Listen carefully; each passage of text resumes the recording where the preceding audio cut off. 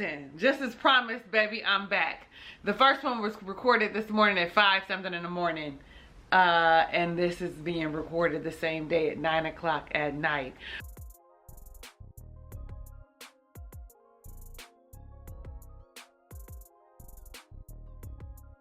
What's up? How you doing, Ray of Sunshines? I am your girl, Talisa Ray, self-love advocate and wife coach. Listen, I'm stuck, honey. Listen, I'm a romantic. I don't think I've ever told y'all that. I'm a romantic, just not a hopeless one. And honestly, as I was watching, I was like, you know what, in my 48 years, so I've probably been dating since I was like 16, but let's just say since I had my first child at 20, I don't think I've ever been wooed. I've been loved. Y'all know that my husband loved me. But I don't think I've ever been wooed, honey. These people are being wooed on the other side of that dang on partition, that other side of that wall. Okay, so we are reviewing Love is Blind, season number 7, episode number 2. They're calling it Perfect Husband, but I'm calling it wow. I am letting myself just fall right into the fantasy because my real life self is a realist, right? But I don't see why this can't happen to any of us in the real life, in the real world. Okay, so we met a whole lot of new set of people. I'm gonna try not to take 40 minutes to talk about it, but you know I'll be talking. So we meet Monica. She's 36. I don't know what this is, okay, that I have written here, or this. She's 36, and I says, I think it says she's gorgeous, and I think this, whatever is written right here, child, is scribble scrabble like a kindergartner. Have I ever showed y'all my notes? Y'all can't see, honey. Listen, I know y'all tech savvy, but I don't like notes in my anyway. And I guess she was talking to Steven, and I was just like, her life experiences show that she is grown. Like, I don't even know what she was talking about because evidently I didn't write it. And Steven, so she's 36 and I believe Steven is 31 and he's an electrician. I literally cannot remember what Monica does, but I know that she's gorgeous. He said important things for him are communication and emotional intelligence. I got all the feels because y'all know how I feel about commitment, compromise, and communication. You know, I love the C's, okay? And he was exhibiting emotional intelligence and the ability to communicate. I also like that he said perfection is an illusion. It absolutely is. No one is perfect. I mean, we could try and get as close as we want, but honestly, why would you stress yourself out? You are a spirit having a human experience. Why would you do that to yourself? Let me see. Oh, he said something about you like someone for who they are, but you love them for their flaws. How y'all feel about that? What y'all think? You like somebody for who they are, like what they can do, like, you know, their brilliance or whatever, but you love them for their flaws. So, you know, pretty girl snore. I snore, okay? So, but you love them for that. What are y'all thoughts about that? I'm still sitting in that. So, y'all let me know down below in your comments. I'm still sitting in that. He also talks about how he was a cheater. Now, y'all know I love when people be honest. I love when men are honest and really show up as themselves. So, he was like, he had a great girl, okay, that they were together for 2 years, and he didn't think he was good enough for her. It's a thing. Men will sabotage themselves, women too, because we don't think that we're good enough for someone that we're with. Baby, that ain't me. I sabotage for other stuff. Nevertheless, He said he slid into somebody else's DMs with the intention of cheating. He did not cheat, but with the intention of cheating, and they actually went to therapy, and that he is still in therapy. And y'all know I love a man that's not afraid of therapy, because I don't want to be a therapist. I'm here for you. I want to support you. I want to love you, but don't trauma dump on me. I don't want that. Okay? Dear future baes with an S, please do not trauma dump on me. I will hold space for you. I will help you find a therapist. I will encourage you to find a therapist. Yeah. Then we go over to the women's area. They got a name for it. And Hannah's feeling away. She feels like, oh, I shouldn't have left Nick. I shouldn't have let Nick go. And honestly, here's what I'm thinking. Well, she requested a date with him, and they go in there and they have their date. But here's what I'm thinking. When Brittany came in there and accidentally shared that she was dating Leo, I think Hannah felt like, oh, it's my opportunity missed. Am I going to be here alone because I was listening to other people? But I mean, her nervous system has said a lot. The ladies were just confirming with her that what she felt was a cry for help. Her nervous system saying don't do it. So I don't know, but I wrote that later, but I thought about it as I was reading my notes here. So then we see Brittany and Leo, and I'm all like, this girl is manipulative. Okay, she goes in and she says everyone knows who everyone else is dating. I ain't seen nobody else talk about who they were dating except for Brittany. Did I miss something? Were they having conversations and I'm not aware? Because to me, it seems like a manipulation tactic. Like, let me get ahead of this because I spilled the beans. And so Brittany's so cute. She was like, I don't think she did it on purpose in her conversation with Leo. But I'm side-eyeing her like, girl, I don't know. You had already told us that you could woo any of these men. And so as you're sitting here and you having this conversation with Leo, honey, you get to get them white girl tears going, and he is falling for the white girl tears. He thought like you were my number 2, but you are now my numero uno. Like, baby, listen. She knew what she was doing, okay? I don't know, am I being too harsh?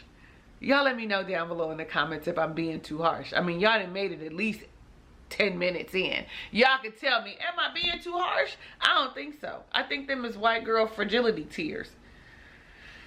I also wrote down as Leo blowing smoke up her ass. Because she was the number 2, now they both ones, and I love your voice, and people think that you dumb, but really you not. You know, because she is manipulative. She's playing like I don't know, because, you know, to let the men feel like, that's what some people believe, okay, not all of us. Some people believe that we need to dumb down who we are so that men's egos can be stroked. Listen, I can love you and be brilliant at the same time. I'm not gonna dim my light for you to shine. Why can't we shine together? But pretty much he was like, you know, people, that's a superpower. Child, you gonna know I'm brilliant up front. You ain't gonna be mistaken that I'm over here pretending. Okay? Then we see Hannah and we see Nick. Because remember, she requested a date with Nick because she was feeling bad. And like I just said, is she feeling bad because she thinks that her opportunity with Leo has gone out the window? And you know, he was still there. And she's like, I made a bad decision. Like, I don't know. Because now are you playing with his heart? Because are you gonna go through it? Because go through with it. Now that he done came back, he seems a lot more genuine. He seems a lot more authentic. He seems like it's that whole thing.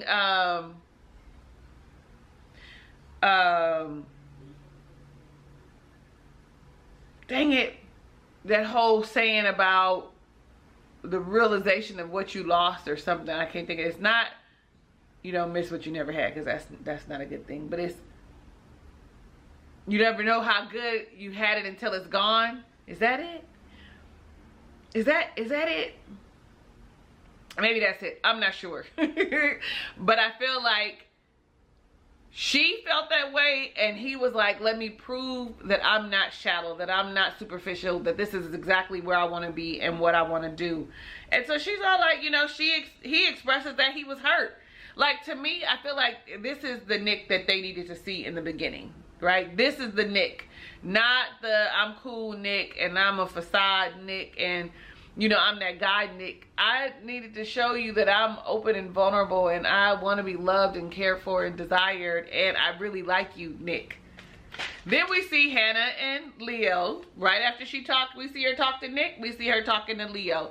And all I wrote down between them is, Leo is, I don't know. I don't know. I don't know. You remember last time I was talking about how he's leading with his finances, but now he thinking he that dude because he got 2 girls. You're not that dude. You're not that dude. And just because you got some money, no, that we about to FAFO. Yes, we are. He is too. We're gonna find out real soon how this kind of plays out for their love triangle. Now I got an asterisk because Taylor and Garrett are high up on my list. I really like the 2 of them together, along with Ashley and Tyler. Like, I am watching them. I got my eyes on y'all. Like, I'm really vested in their story. So don't feel a kind of way if I stop talking about everybody except for the people that I tell you that I am now vested in. And that might change, you know, as we go forward. I might add more people, but I be looking for them. I be looking for them. They both gave gifts, very thoughtful gifts, very, you know, like, thoughtful, well thought out. We talked about avocado trees, and so instead of me just getting you a regular plant, I got this so that in 5 to 7 years it will be in full bloom, and blah blah blah about some kids and the honey from the, you know, from his father's bee farm. Like, those were thought out gifts specifically for you, but told you something about me as a person. Listen, I love those kind of gifts. He did like question, like, okay, I want kids sooner than 5 to 7 years. And I don't know if I like it or not. I'm glad that she's open to having children sooner because that's what he wants. But also because she feels like he's a sure thing. He's a safe place. That they're going to make it. So because of the reassurance that she's been receiving from him, says, hey, I think I can do this sooner. They also have the conversation about, what if you see me? The attractive conversation. What if you don't find me attractive? And he made a point. Like, I know that this is an experiment, but I want my partner to think that I'm attractive. Absolutely. Like, I want you to, even if I'm not your type, right? Even if I'm not your type, and you find that I've got all these great qualities, like for me, a funny man will get me every time, child. A funny man will get me every time. Like, yeah, like funny where I'm smiling and my mouth is, I think I told y'all that before. A funny man will get me every time. But I understand you feeling like I want him to be physically attracted to me. Like, honestly, like I'd be lying. I got all this goodness, but I also don't want him to be like, well, you know, she's got a great personality. Anyway, asked about her favorite flowers, same as mine, sunflowers. And what I recognize is that sunflowers are a lot of people's favorite flowers, okay? I love them. They are bright. They are beautiful. I need to take my ass, carry my ass over to the flower mart until I get me a new boo bae, okay? That's gonna buy me some flowers. And even if they do, I'm still gonna buy me some. But I love when someone else buys me flowers. Dear future baes. And I wrote down, I really like their banter. I like their dry wit. I like their, you know, sarcasm that they have going back and forth, but it's not meant to be hurtful or harmful, and that they speak the same language. I really like that for them. Okay, so now we are meeting Marissa, who's 31 and in law school, and is his name Boda? I didn't write down how old he was, but he's a sales manager, and he talks about that he's from Ukraine. He came over when he was 2, and shortly after his dad passed, and he was raised by his stepdad, who's a Filipino, who is his, you know, his hero. They both have really kind of like good stories, but we don't hear all of hers. Like we hear him talk about, you know, what's your funny story at a party? Y'all got one? What's the story you tell at a party? Y'all got one? I don't know. It depends on what the party is for me. And it depends on the vibe, because I got a story for everything. Because his was kind of like, I thought I was going to die. Like, sir, I guess those are conversations that you need to have. And if you're seeing each other, I found out for 2 hours, they get to have a 2-hour date in the 2-hour time frame. If you're spending that kind of time with someone, I guess those conversations would actually come up. So then we see Marissa and Ramses. I didn't write how old he was, okay? I did write that Marissa has different energy with Ramsey than she does with Boda. And that is my thing about when I think about interracial relationships. Hold on, my battery's dying. Like I was saying before my battery died, this is where I find issue when it comes to interracial relationships. I was saying that Marissa's energy is different with Ramses than it is with Boda. Boda? Y'all, give me the enunciation. Maybe I'll hear it later. Now, Ramsey is ambiguous, right? He seems to be, I don't know if he's biracial, and if he's, well, I don't know if he's biracial, and I don't know if part of it is black, but we heard him speak a little Spanish, a little Espanol, okay? And how she was like very more homegirl. She was still her very poised self, right? But was more homegirl and relaxed in the conversation that she was having with Ramsey, because she's also racially ambiguous. Well, she's not ambiguous, but she is biracial. So with that being said, she just seemed to be like it was a more easygoing vibe than it was with Boda. He tells us that he was married before, and he had gotten married and was married for 4 years, and it had a lot to do with religion, and that was what connected them. And then when he started stepping away from Christianity, I'm not sure what his spiritual background is, but he gives me very much so spiritual, very much so like in tune with like some old type of like spiritual practice. I don't know which one, but that's the energy that he gives. He's no longer Christian, and I'm not here to tell somebody what they can and cannot do and what they can and cannot believe in, honey, because all the things are connected. I don't care. All the things are connected. But they also talk about childhood traumas, both of them. And I write down, life experiences shape who we are. He talks about how his father was really critical, and so that shows up in his adult life. And she talks about being on welfare, right? When her dad left, right? So they both have some type of father trauma, okay? But both are very grateful for people in their lives that help them to see the world in a different different perspective. Goodness gracious. But they low-key, it's a trauma bond. Like, both of us got issues with our daddies. So we got daddy issues. Anyway, he also talks about toxic masculinity. Like, I love a masculine man, but there is a line where it becomes toxic, i.e. you belong in the kitchen, do what I say, their specific roles, you do this, you do that. It becomes toxic. And you not being able to express yourself because the world said men don't cry or men don't have feelings. I don't like that. I want you to be able to express yourself with me. I want you to see me as a safe space. For me, that is really huge. And if I'm not a safe space, then what am I doing, right? What are we doing? And so I really like that about him. Just not subscribing to what society says masculinity looks like. I wrote down, she likes him, but not like he likes her. Like he was like, it's gonna be a slow burn. And she was like, okay. He likes her a lot. She is like, eh.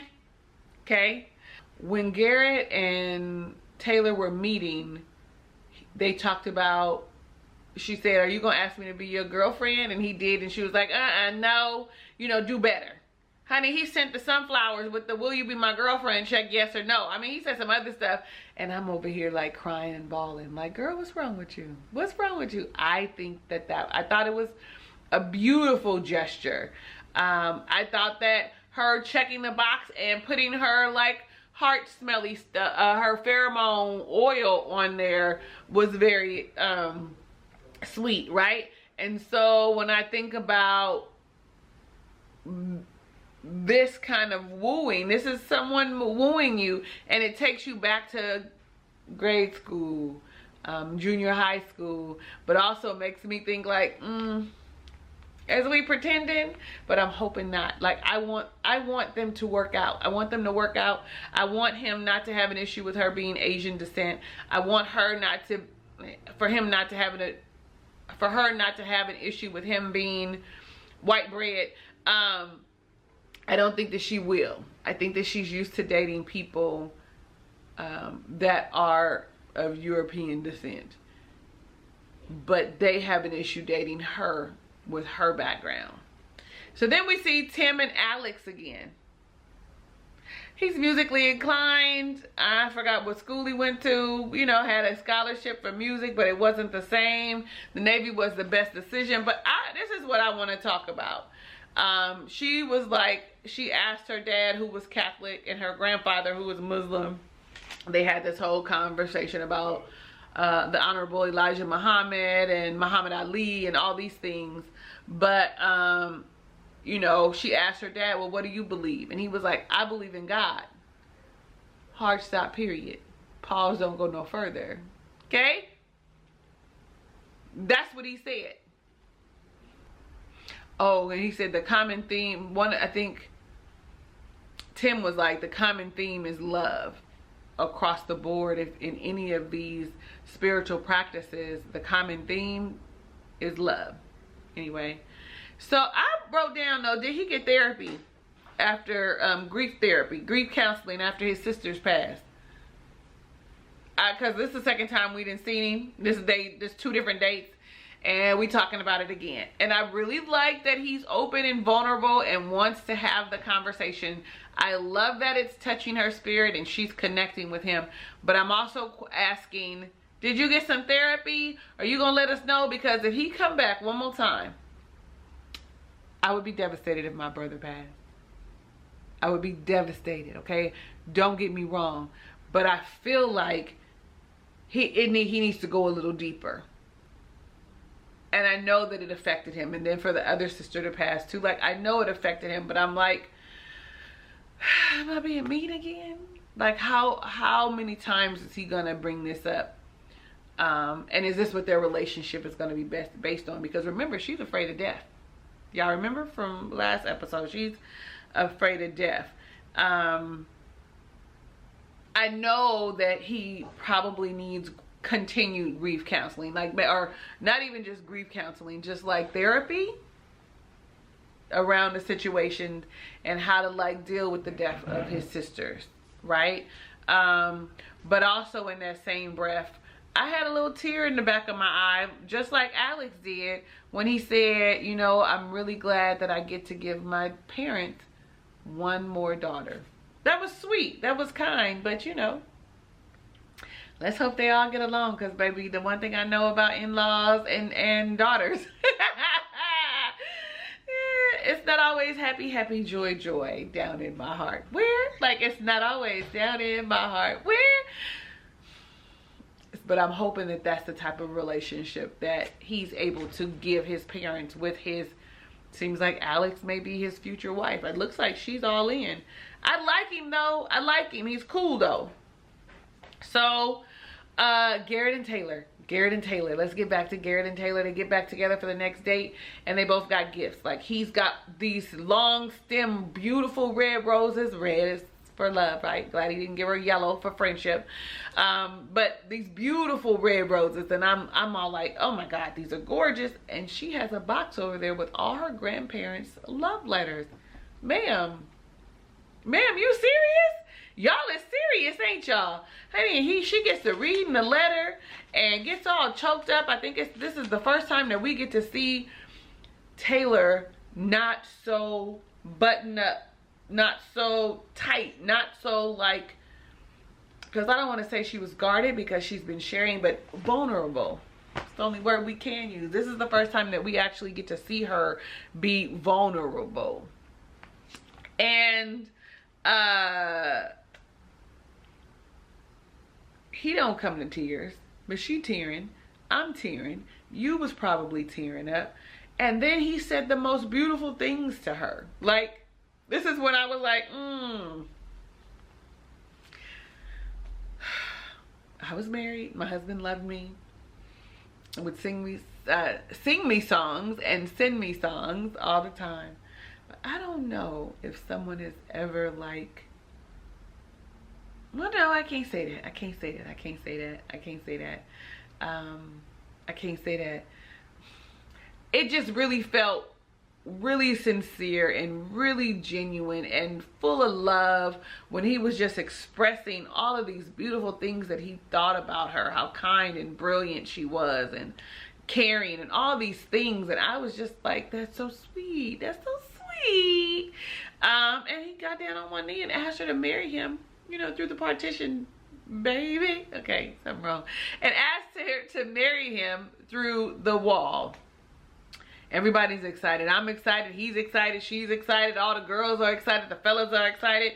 Like, everyone is excited and happy for them. Then we go back to Monica and Steven. Okay. I still ain't wrote down what Monica does. I don't know why.